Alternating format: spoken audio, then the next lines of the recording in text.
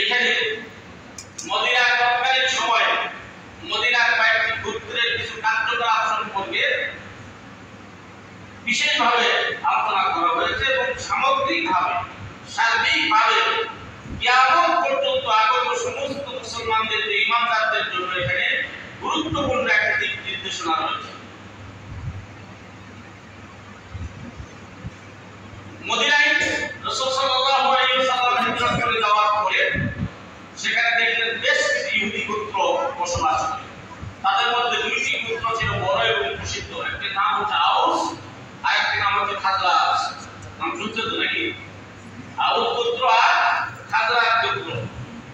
আরো কিছু গোত্র ছিল, বনি নজির গোত্র, বনি কাইনুকা গোত্র, এরকম আরো কয়েকটি গোত্র ছিল। মূল গোত্র ছিল দুইটা এবং এই দুই গোত্র কেউ তার সাথে সম্পর্ক ছিল ভালো সম্পর্ক ছিল না। একজন আরেকজনের সাথে যুদ্ধ লেগেই থাকতো। চুল পান থেকে চুল খসলেই যুদ্ধ শুরু হয়ে যেত। সেই যুদ্ধ চলত মাসের পর মাস, বছরের পর বছর। সামান্য একটি কথা কাটাকাটির মাধ্যমে যুদ্ধ শুরু হতো, শত শত মানুষকে হত্যা করতে হতো, নিহত হইতে হতো। এরকম যুদ্ধ বিধ্বস্ত অবস্থা ছিল। আর অন্যান্য যে ছোট ছোট গোত্রগুলো ছিল সেই গোত্রগুলো এই দুই গোত্র সহযোগী ছিল। বনি নজির গোত্র দেখা যায় আউস গোত্রের সাথে সম্পৃক্ত সহকারী, খাজরাজ বনি নজির গোত্র কাইনুকা গোত্র আর খাজরাজের সাথে সম্পৃক্ত এবং তাদের মধ্যে এই মূল গোত্রের সাথে সহযোগী গোত্রদের মধ্যে একটা চুক্তি সম্পাদিত ছিল। সেই চুক্তিটা হচ্ছে এই, যদি আমরা আউস গোত্রের লোকেরা বলবো খাজরাজ গোত্রের সাথে যদি যুদ্ধ আমাদের বাদে তোমরা আমাদের সঙ্গে যুদ্ধে লিপ্ত হবে এবং তোমাদের প্রয়োজনে জানমাল দিবে, তোমরা যদি বন্দী হও আমরা টাকা দিয়ে তোমাদেরকে বন্দিত্ব ছেড়ে দিব, বিনিময় করে নিয়ে এসে দেব। এরকম ভাবে তাদের উভয় পক্ষে এরকম একটা সালা পরামর্শ ছিল। এবার যুদ্ধ বাদে তারা তিনটা বিষয়ের সম্মুখীন হইল। একটা হচ্ছে যুদ্ধ করবো, হত্যা করবো, আর একটা হচ্ছে যে বিজয় লাভ করতো সে অন্যদেরকে মানে এলাকা থেকে গ্রাম ছাড়া, দেশ ছাড়া, গোত্র ছাড়া করতো, বিদায় করে দিত, বের করে দিত, বহিষ্কার করতো এবং যারা ওই সহযোগী এবং তাদের নিজ গোত্রে যারা বন্দী হইতো তারা অর্থ দিয়ে তাদেরকে ছাড়িয়ে দিত। কয় টাকা হলো? 3 টাকা। আল্লাহ সুবহানাহু ওয়া তাআলা বলেন, সুম্মা আনতুম হাউলাই, তোমরা তো সেই তামকুরুনা আনফুসাকুম ওয়া তুখরিজুনা ফারিকাম মিনকুম মিন দিয়ারিহিম, যারা পরস্পর তামকুরুনা আনফুসাকুম একে অপরের সাথে যুদ্ধ করো, ওয়া তুখরিজুনা ফারিকাম মিনকুম মিন দিয়ারিহিম এক দল আরেক দলকে তাদের গ্রাম থেকে, মহল্লা থেকে, তাদের এলাকা থেকে বহিষ্কার করে দাও, ওয়া তাযাহুরু আলাইহিম বিল ইসমি ওয়াল উদওয়ান, গুনাহ এবং সীমা লঙ্ঘন করে একজন আরেকজনের উপর ধারণ বিস্তার করার চেষ্টা করো।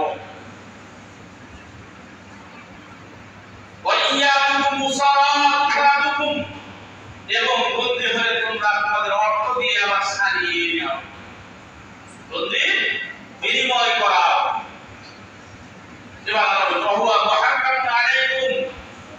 অথচ তোমাদের উপর তো হারাম করা ছিল তোমাদের কিতাবের মধ্যে, ইফরাদুহুম বহিষ্কার করা, হত্যা করা, এগুলো সবই তো নিষিদ্ধ ছিল। যে তোমরা তিনটার মধ্যে দুইটা নিষিদ্ধ কাজ সংগঠিত করলে, একটা ছিল বন্দী হয়ে গেলে মুক্ত করে দেওয়া বিধান, এটা মানলে। কয়টা অমান্য করলো? 2টা অমান্য করলো। পরস্পরের সাথে যুদ্ধ লিপ্ত হলো এবং একজন আরেকজনকে বহিষ্কার করলো, বাহির দেশ থেকে এলাকা থেকে বের করে দিল। কিন্তু বন্দী বিনিময়ে এই কাজটি তাদের বিধানে ছিল, এটা তারা পালন করল। তাহলে কিছু মানলো আর কিছু মানলো না। এবার আল্লাহ সুবহানাহু ওয়া তাআলা আমরা তুমিনুনা বিবাদিল কিতাব ওয়া তাকফুরুনা বিবাদ, তবে কি তোমরা তোমাদের কিতাবের কিছু অংশ বিশ্বাস করো, মানো, ওয়া তাকফুরুনা বিবাদ কিছু অংশ অমান্য করো, কুফরি করো। যেহেতু একই কিতাবের বিধান অনুযায়ী তোমরা বন্দী বিনিময়ের কাজটি করো, ওই কিতাবের বিধান অনুযায়ী হত্যা করা এবং বের করে বহিষ্কার করা বিধানও ছিল হারাম। মুহাররাম আলাইকুম ইফরাতুহুম, বের করে দেওয়া হারাম ছিল, তো তোমরা সেটা সংগঠিত করলে। এবার আল্লাহ সুবহানাহু ওয়া তাআলা বলছেন, ওয়া মান ইয়াফআল যালিকা মিনকুম,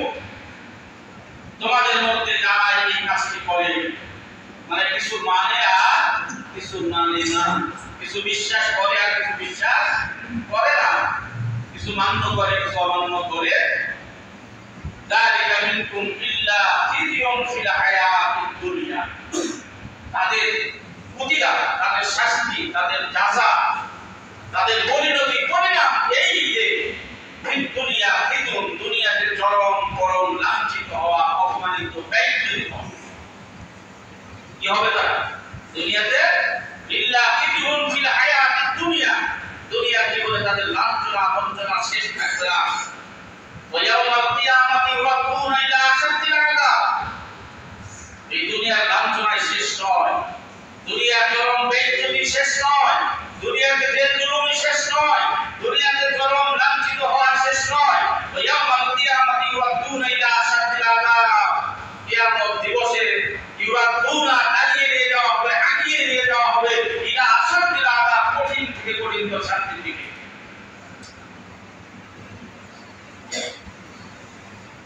ওয়াল্লাহু বিগাফিলিন আম্মা তা'মালুন, আল্লাহ এই শেষের কথাটি অতীব গুরুত্বপূর্ণভাবে চিন্তা করা উচিত। আল্লাহ বলছেন ওয়াল্লাহু বিগাফিলিন আম্মা তা'মালুন, তোমরা কিভাবে উপরে উপরে একরকম, ভিতরে ভিতরে একরকম নেহাতি আচরণ করবে।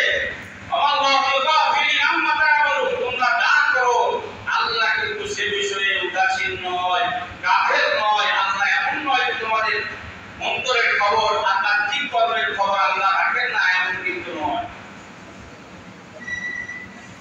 এই হচ্ছে সংক্ষিপ্ত আয়াতের অনুবাদ বলতে পারে। সম্মানিত ভাইরা, আজকে সারা বিশ্বের মুসলমানরা যে নির্যাতিত, স্বদেশে বিদেশে, বাংলাদেশে, আমরা বাংলাদেশি মাধ্যমে বাংলাদেশেও এই একই এই ইহুদিদের এই কালচার আমাদের সমাজে বিদ্যমান। আমি একটু পরে আপনাদেরকে ব্যাখ্যা দেব। এবং বিশ্বব্যাপী এই একই কারণে আজকে মুসলমানরা চরম লাঞ্ছিত, চরম ভাবে মুসলমানরা লাঞ্ছিত ও অপমানিত। কারণ একটি, কারণ কয়টি? একটি। যদিও আমরা বাহ্যিক দৃষ্টিতে রাজনৈতিক বিশ্লেষকগণ, রাজনৈতিক নেতৃবৃন্দ, তারপর আমাদেরও কিছু কিছু সাহেবগণ এখন তাত্ত্বিক বৈষয়িক বস্তুবাদী কিছু ব্যাখ্যা দান করায়। আলহামদুলিল্লাহ, আমি বলবো যে একজন সাহেবের নামও হয়তো বলতে পারি। তারাও আজকে এমন ভাবে কথা বলতেছে মনে হচ্ছে মুসলমানদের এই ইজ্জত আর সম্মান আর এই চরম লাঞ্ছিত হওয়ার পিছনে কারণ ওই ইরান, কারণ ওই হিজবুল্লাহ, কারণ ওই হুতি, কারণ ওই সৌদি আরব, কারণ ওই মিশর, কারণ ওই জর্দান, কারণ ওই সিরিয়া। এগুলো ব্যাখ্যা করছি আমরা, একজন ব্যাখ্যা করছি না আমাদের এই দুর্গতির পিছনে এগুলো একটাও কারণ নয়। একটি কারণ, সেটি হচ্ছে আমরা আল্লাহর দেওয়া বিধান পরিপূর্ণভাবে মানি না, অর্ধেক মানি অর্ধেক মানি না। এজন্য আল্লাহ আমাদেরকে চরমভাবে লাঞ্ছিত করছেন। আপনি ইতিহাস দেখেন, মুসলমান রাসূল সাল্লাল্লাহু আলাইহি ওয়াসাল্লামের যুগে থেকে শুরু করে তার আগে নবী রাসূলদের যুগে কোন যুগে মুসলমানেরা বড় বড় শক্তির সঙ্গে যুদ্ধ করে, মোকাবেলা করে, শক্তির জোরে, অস্ত্রের জোরে, ক্ষমতার জোরে, সংখ্যার জোরে বিজয় লাভ করতে একটা দৃষ্টান্ত আমাকে দেখা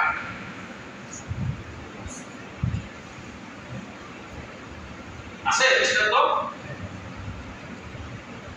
একটি দৃষ্টান্ত আছে যে মুসলমানরা বিজয় লাভ করেছে, ক্ষমতা অর্জন করেছে, কর্তৃত্ব লাভ করেছে, দিনকে বিজয় করেছে সংখ্যা বেশি দিয়ে, অস্ত্র বেশি দিয়ে, তারপরে যুদ্ধ সমরাস্ত্র বেশি দিয়ে, ক্ষমতা দিয়ে, দাপট দিয়ে। একটিও না। বিজয় লাভ করার জন্য যে জিনিসটি দরকার, কয়টা জিনিস দরকার এটা আপনাদেরকে বলবো। তিনটা জিনিস দরকার। তার মধ্যে এই প্রথমটি একটু আলোচনা আমি ভূমিকা দিচ্ছিলাম। সম্মানিত ভাইরা, তাহলে এই বাহ্যিক, এই বৈশ্বিক, এই সমস্ত ক্ষমতা আজকে যদি মুসলমানরা এই বিষয়টা গুরুত্ব না দেয়, তাহলে ওই ইরান, ওই সিরিয়া, সৌদি আরব, আমিরাত, ফিলিস্তিন 56টি মুসলিম দেশ যদি ফিলিস্তিনের পক্ষে দাঁড়ায়, আর কেউ যদি এই কোনো দেশ যদি এই নীতি অবলম্বন না করে, তবুও মুসলমানদের বিজয় হবে না, লাঞ্ছিত হতেই থাকবে। কোনোভাবে এখান থেকে নিষ্কৃত হওয়ার কোনো উপায় নাই। এই বিধান আমরা যতটুকু না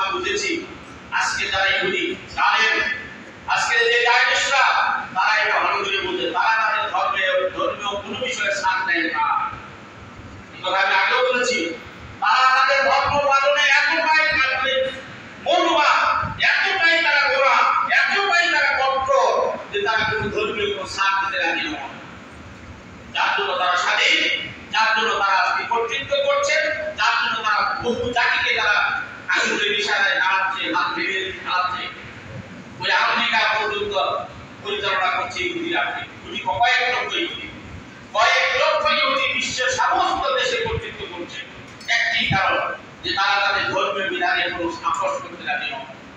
দেখেছেন কোনো ইহুদি সাহাবাদের কাছে মেয়ে বিয়ে দিয়েছে? প্রমাণ দিতে পারবেন? ইহুদি কোন ছেলে কোন ইহুদি সাহাবা কোনো মেয়েকে বিয়ে করেছে? কোন ইহুদি তাদের দাড়ি রাখে নাই, দাড়ি শেষে বলেছে? কোন ইহুদি তাদের ধর্মীয় উপাসনা একদিন বাদ দিয়েছে? কোন ইহুদি কখনোই আপনাকে মদ খাওয়াবে, ওরা মদ খাবে না। আপনাকে নেশাগ্রস্ত করবে, ওরা নেশা করবে না। আপনাকে সুদের মধ্যে নিমজ্জিত করবে, ওরা সুদ খাবে না। আপনাকে ভোগ বিলাসের মগ্ন করবে, ওরা ভোগ বিলাস করবে না। করে না? এই ইউনিলিভার কোম্পানি, আমি এটা ডাক দিব আপনাদেরকে, ইউনিলিভার, যেটা লিভার ব্রাদার্স ছিল এখন ইউনিলিভার, তাই না? তারপরে বাংলাদেশ আরো মাল্টিনেশনাল কোম্পানি আছে আমাদের দেশে। এই সমস্ত কোম্পানির মালিক কোন এক কোম্পানির না, তার সারা ইহুদি মালিক, পুরা ইহুদি কমিউনিটি মালিক।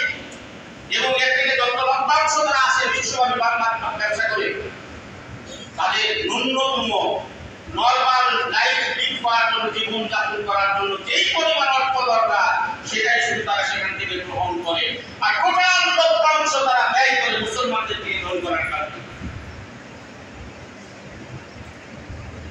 তারা ভোগ বিলাস করে না, তারা শহীদ ব্যাংকে হাজার হাজার কোটি টাকা জমা রাখে না, তারা ফ্যামিলি সেক্টরের জন্য 3,000 কোটি ব্যাংকে রাখে না।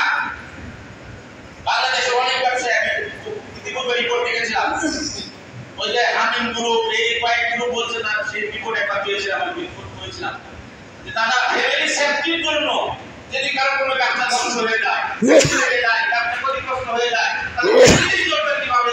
হাজার হাজার টাকা অনেক আগে থেকে ফ্রিজ করে রেখে দেয়। এই কাজ ইহুদিরা করে না। সম্মানিত ভাইরা, আমরা যদি আমাদের দিন পালনের কঠোর হতে পারতাম, আমরা স্বাধীন হতাম। আমরা যদি এক আল্লাহর গোলামে পরিণত হতে পারতাম, তাহলে কেউ আমাদের গোলামিতে নিয়োজিত করতে পারত না। আমরা সত্যিকারী আল্লাহর গোলাম, আর বাকি সব আমাদের গোলাম। এই কথা ঠিক কিনা বলেন? আল্লামা শেখ সাদিক একটা কবিতা আছে, আমরা ভাষিতে করেছিলাম, একে দিন আমার আশায় রুবা এতে সামদার বরণ দিয়ে সওয়া। শেখ সাদিক বলছেন, যদিও কাল্পনিক গল্প থাকে আল্লাহর কিতাব মানতে, কিন্তু মূল একটি শের বলার জন্য বলতেছি কথা। একদিন দেখি যে একজন ব্যক্তি বাঘের পিঠে সওয়ার হয়ে আসে, কিন্তু কাপড়ে বাঘের পিঠে, আপনি হিংস্র প্রাণী, মানুষকে খেয়ে ফেলে, তাই না? সেই বাঘের পিঠে সওয়ার আসে, আমি তো দেখে করেছি অত বিহল অবস্থা, শব্দ করে আমার শুরু করছি, বাঘ নিয়ে আমার সামনে বাঘের পিঠে সওয়ার আসে। এখন বাঘের পিঠে সওয়ারি ব্যক্তি বলছে, यदि के साथ ही मदानी जदी की शहर नए साथी एक साथी तो आश्चर्य है इसका तो हम ये है कि खूब भय है चीज जब बोलते तो हम तरह हो मैं ना और कॉफी के गर्दन नाखी सबसे ऊपर पुलिस तो यदि तुम्हारा खबर दिला तुम्हारा मालिक दासत्व गुलामी থেকে তোমার গর্দানকে না ফিরাও কে গর্দান নাখি सबसे ऊपर পুলিস তাহলে তোমার হুকুম থেকেও পৃথিবীর এমন কোন শক্তি নাই যে গর্দান ফিরায়। কিসের ইহুদি, কিসের খ্রিস্টান, কিসের গাইল, কেউ পারবে। আজকে সারা বিশ্বের মুসলমানরা নির্যাতিত, তার একটি কারণ, আমরা আল্লাহর বিধানের আংশিক পালন করি আর আংশিক বর্জন করি। যেটা সুবিধা সেটা মানি, যেটা অসুবিধা সেটা মানি না। বাস্তবের সঙ্গে মিলিয়ে দেখবেন, আজকে আমরা যারা সালাত আদায়কারী, সিয়াম পালনকারী, আমরা যারা হাজি, আমরা যারা দান সদকা করি, টুপিওয়ালা, দাড়িওয়ালা, পাঞ্জাবিওয়ালা, তসবিহ তাহলিল সব কিছু আছে, তারপরেও দেখবেন আমরা আল্লাহর কিছু বিধান মানি, কিছু বিধানকে অমান্য করি। কতটুকু অস্বীকারই করে বসে। আসলে আমাদের দেশে এরকম আর একটা মুসলমান নয় আছে কিনা বলেন? নাম বলবো তো, যাই হোক সম্মানিত ভাইরা, এটি হচ্ছে এক নম্বর কারণ। সারা বিশ্বের মুসলমানদের বিজয় লাভ করার জন্য যে প্রথম যে কারণ, সেটি হচ্ছে এই নেগেটিভ কারণ। আর পজিটিভ কারণ যেটা দরকার ছিল সেটি হচ্ছে একজন মুসলিম মুমিন আরেকজন মুমিনের ভাই, এই ভ্রাতৃত্বের ভালোবাসা, এই আন্তরিক ভালোবাসার অভাব। প্রথম দরকার বিজয় লাভ করার জন্য আপনি আপনার অপর মুমিন ভাইকে ভাই বলে আগে অন্তরে স্থান দিতে হবে, জায়গা দিতে হবে। আপনি যদি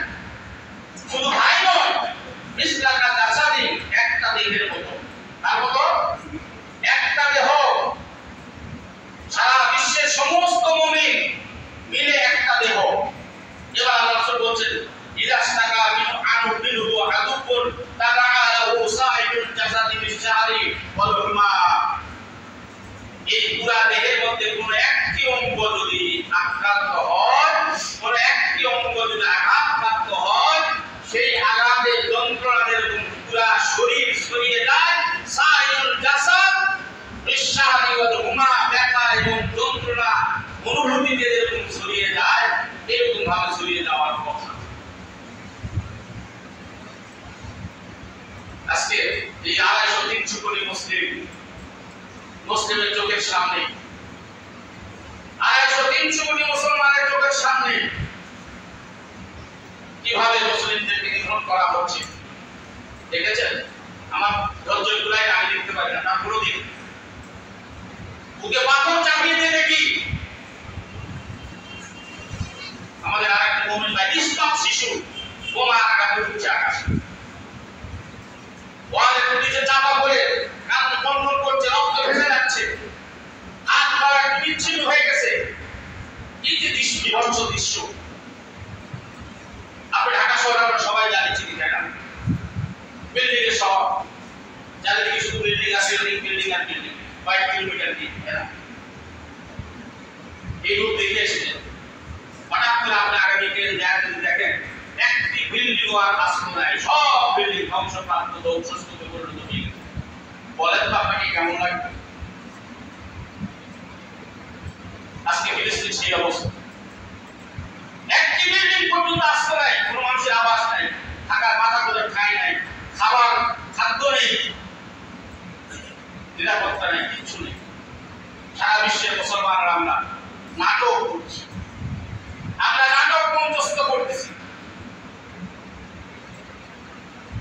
বৈঠক করছি, আপস আলোচনা করছি, সিদ্ধান্ত যদি কার কত ক্ষমতা দেখাচ্ছি। কেউ আমরা বলছি না যে ভাই আমাদের তো ভাতৃত্বের অভাব, আমরা তো ভাই হিসেবে অন্তরে জায়গা দিতে পারিনি। 1 নাম্বার। 2 নাম্বার হচ্ছে তাকওয়া তো নেই আমাদের। আল্লাহর জন্য এই কাজটি আমাদেরকে করতে হবে, এই আল্লাহর জন্য করার মানসিকতা তো নাই, খলুসিয়ত তো নাই। আমি ভাই ভাতৃত্ব সম্পর্কে দৃষ্টান্তমূলক কয়েকটা হাদিস আপনাদেরকে বলবো, তার মধ্যে একটা বলে ফেললাম যে সকল মুমিন এক দেহের মতো, একটি অঙ্গ যদি আক্রান্ত হয় সেই ব্যথা যদি সারা দেহে ছড়িয়ে যায়, অনুরূপভাবে একজন মুসলমান যদি আক্রান্ত হয় সারা বিশ্বের সমস্ত মুমিন সেই ব্যথায় ব্যথিত হওয়ার কথা। কয়জন আমরা ব্যথিত হয়ে একবার চিন্তা করে দেখবেন। লা ইউমিনু আহাদুকুম হাত্তা ইউহিব্বু লিআখিহি মা ইউহিব্বু লিনাফসিহি, এই বলবে একাধিক হাদিস আছে, একটু কম বেশি, আমি একটা দাঁড়াতে বললাম। লা ইউমিনু আহাদুকুম, তোমাদের মধ্যে কেউ ঈমানদার হইতে পারবে না, ঈমানদারি হইতে পারবে না, মা ইউহিব্বু লিআখিহি ওয়া মা ইউহিব্বু লিনাফসিহি, যতক্ষণ পর্যন্ত তুমি তোমার নিজের জন্য যা পছন্দ করো, তোমার ভাইয়ের জন্য যা পছন্দ না করতে পারবে, ততক্ষণ পর্যন্ত তুমি মুমিন নও। দেখো যাকে জোর করে মুমিনের কথা না উঠাবে না।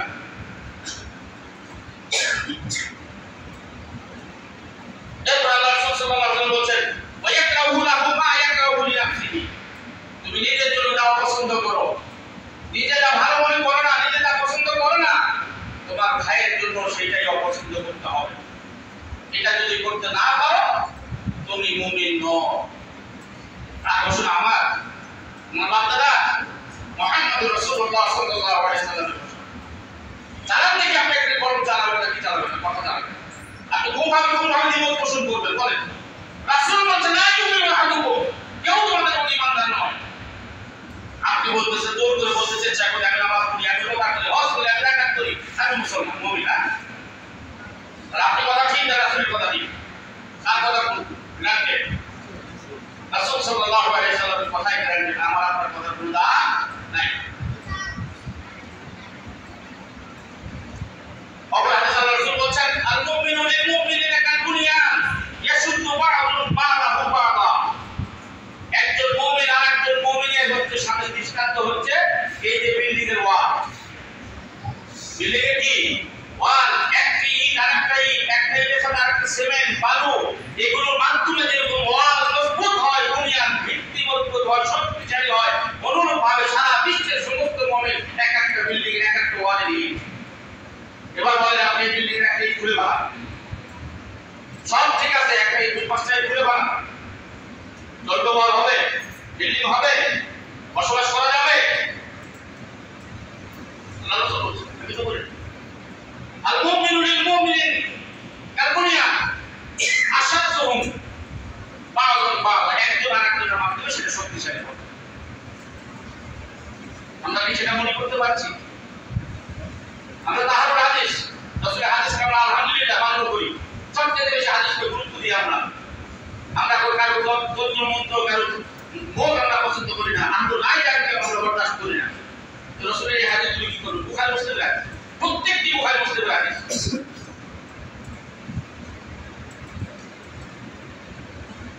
লা তানাবারু ওয়া কুনু ইবাদাল্লাহি ইখওয়ানা, এই মুত্তাফাক আলাইহি, বুখারী মুসলিমের হাদিস। লা তানাবারু, একজন আরেকজনের উপরে কোনোভাবে প্রাধান্য বিস্তার করার চেষ্টা করো না, ক্ষমতা দেখানোর চেষ্টা করো না, দাপট দেখানোর চেষ্টা করো না। কুনু ইবাদাল্লাহ, আল্লাহর বান্দা হয়ে যাও। ইখওয়ানা, একজন আরেকজন ভাই, একে অপরের ভাই হয়ে আল্লাহর বান্দা হও। শাসক হওয়ার চেষ্টা করো না, ক্ষমতা দেখানোর চেষ্টা করো না। দেখেন আমাদের দেশে মিলিয়ে দেখেন, আমি বিস্তারিত ব্যাখ্যা করে এক হাদিসে ব্যাখ্যা করতে দুর্বল লাগে। আমি বলেছি কয়েকটি হাদিস বলবো, সব বুখারী মুসলিম শরীফের হাদিস।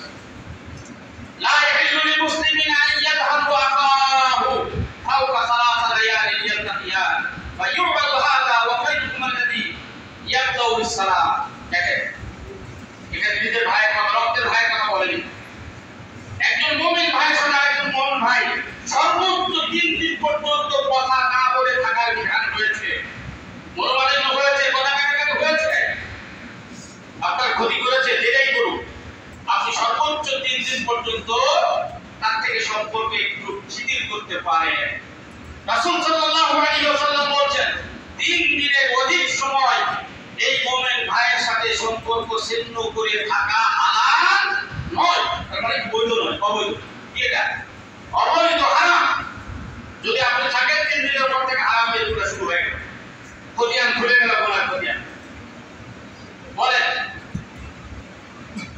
এই অবস্থা চলতে থাকবে, যতদিন চলবে আপনার প্রতি সেকেন্ডে আপনার হারামের গুনাহ হতে থাকবে।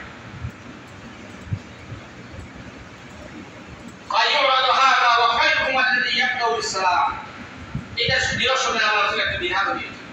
কাইয়ুরাদু হাযা, এই মনোমালিন্য অবস্থায় এই ব্যক্তি প্রথমে সালাম দিবে, সম্পর্ক নষ্ট হয়েছে, ঠিক আছে, সে আপনার দিকে আগে আসছে না, আপনি বিষয়টা পাস করতে পেরেছেন, আপনি যে বলেন আসসালামু আলাইকুম, এই হাতটা বাড়িয়ে দেবো সালাম করেন, আল্লাহ রাসূল বলেছে সে উত্তম, সে শ্রেষ্ঠ এবং আল্লাহর ক্ষমা তার জন্য অবধারিত।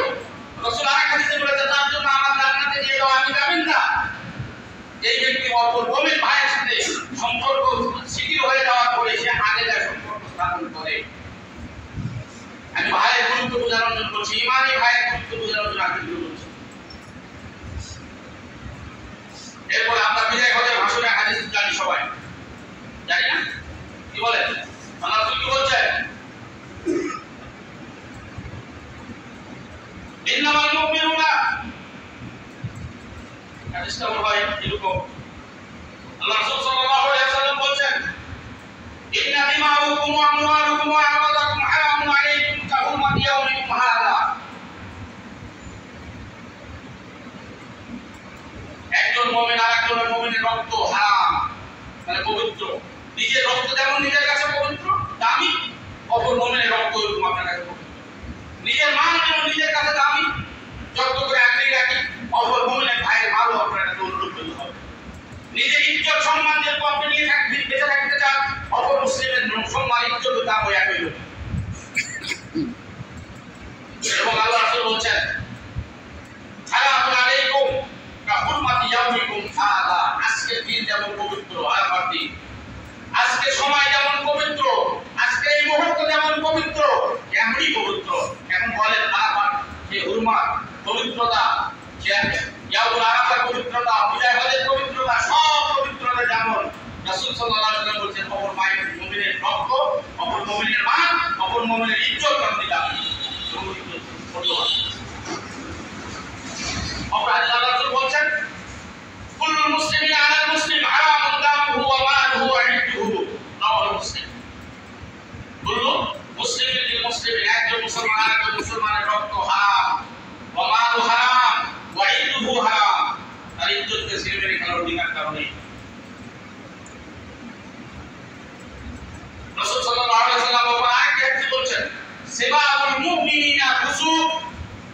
ওয়াকিতালহু কুফর। আপনি একজন মুমিন আরেকজন মুমিনকে গালি দিবেন? আমাদের দেশের সাধারণ মুমিন নয়, বড় বড় মুমিনের তর্কধারী, ডক্টরেট, আল্লামা, হযরত, মুফতি, পীর সাহেব সমানে লক্ষ লক্ষ মানুষের সামনে গালি দিচ্ছে মুসলমানকে, দিচ্ছে না? দিচ্ছে নাকি বলেন? বিশেষ করে আমি একটা যদি তার কানে আসে কানে আঙুল দিবেন, যদি চোখে করে চোখ বন্ধ করবেন, এনায়েতুল্লাহ আব্বাসী আমাদের আন্তর্জাতিক ইউসুফকে বলা হয় কি কাযযাব বিন ইবলিস, কি বলে কাযযাব বিন ইবলিস, কাযযাব মানে মিথ্যাবাদী ইবলিসের সন্তান। গালিটা কি কত বড়, ছোট না বড়? কত বড় গালি! এবার বলেন, এবার বড় হুজুর মুফতি ডক্টরেট ডিগ্রি নেন, এরকম ভাবে বহু দেখবেন এরকম আলেম ওলামা বহু রকম ভাষা কথা বলে গালি দেয়। অথচ রাসূল সাল্লাল্লাহু আলাইহি ওয়াসাল্লাম বলেন সিবাবুল মুসলিম ফুসুক ওয়া কিতালুহু কুফর। মুসলমানকে গালি দেওয়া আছে কি? যে মুসলমানকে গালি দেয় সে ফাসিক, ওয়া কিতালুহু কুফর, এবং হত্যা করা কুফরি।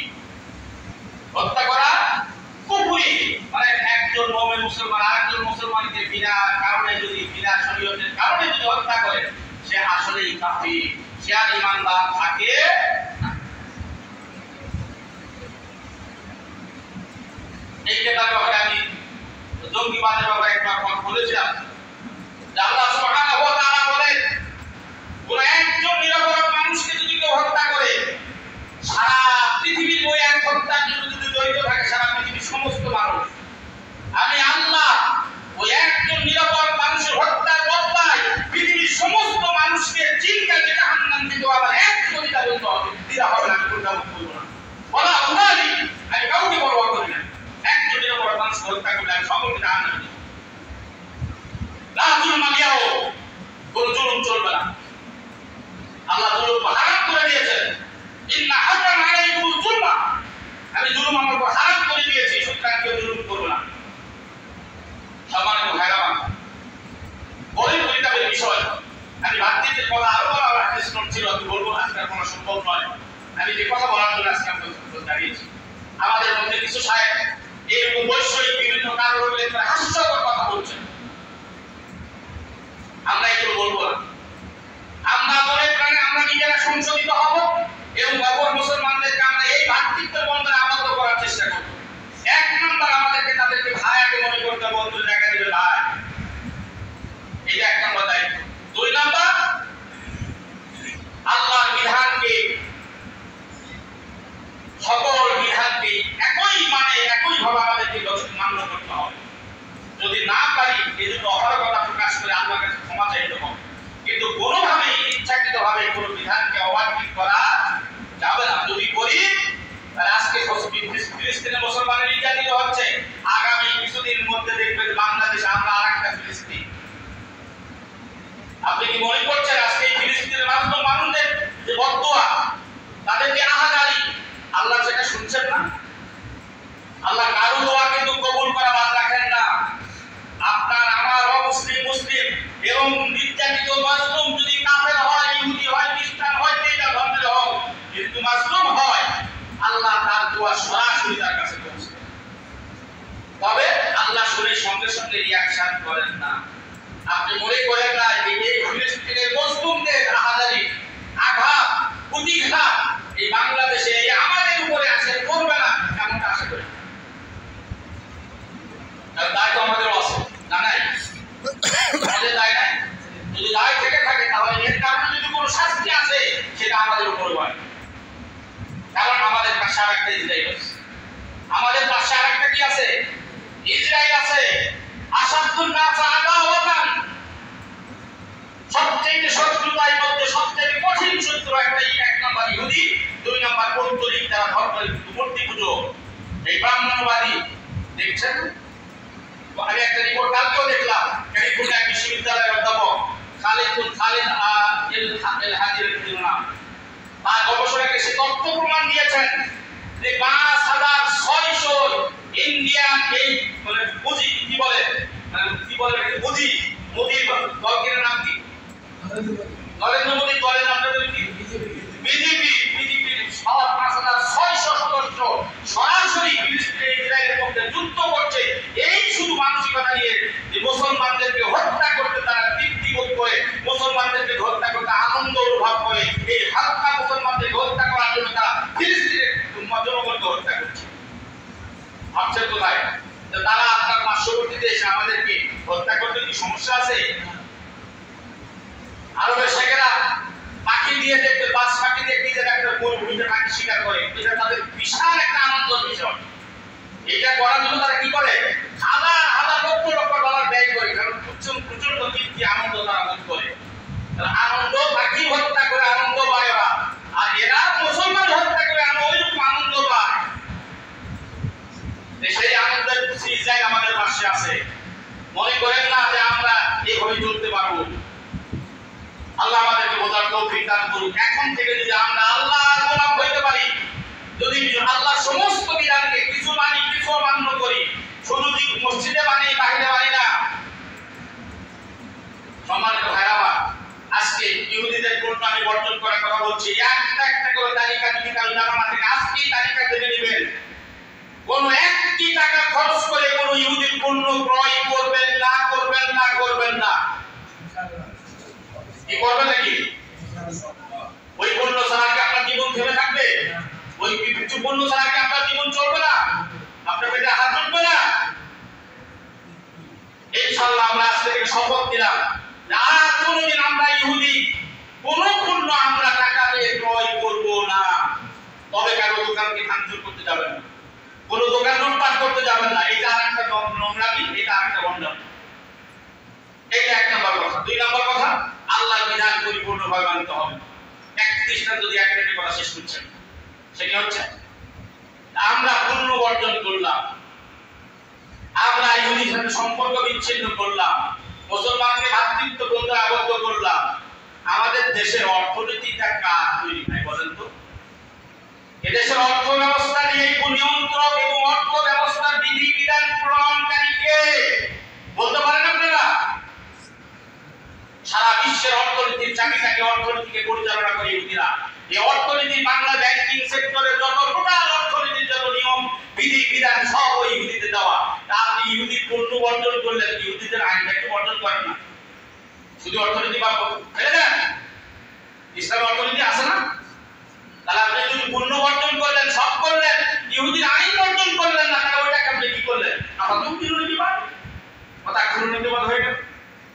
আমাদের দেশের দণ্ডবিধি, আমাদের দেশের ফৌজদারি বিধি, আমাদের দেশের আইন আদালত চলে কার আইন? বলেন কার আইনে চলে? ওই ইহুদি খ্রিস্টানদের আইন। আমরা সেটা বানিয়েছি। খুব ধার্মিক আমরা, এত ধার্মিকদের বলেছে শুনে আমরা ধর্ম একদম শান্তি দেখা দিলাম, কিন্তু ওই জায়গা থেকে ধর্ম আমাদের কিছু নাই। এদেরকে তো আল্লাহ তো তাগুত বলেছে, এরা শয়তানদের বিভ্রান্ত।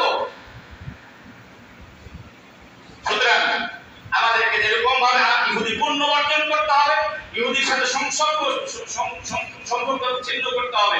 কারণ যেই যারা এই ইহুদি খ্রিস্টানদের সাথে সম্পর্ক স্থাপন করবে, আল্লাহ কোরআন বলতে সে তাদের অন্তর্ভুক্ত।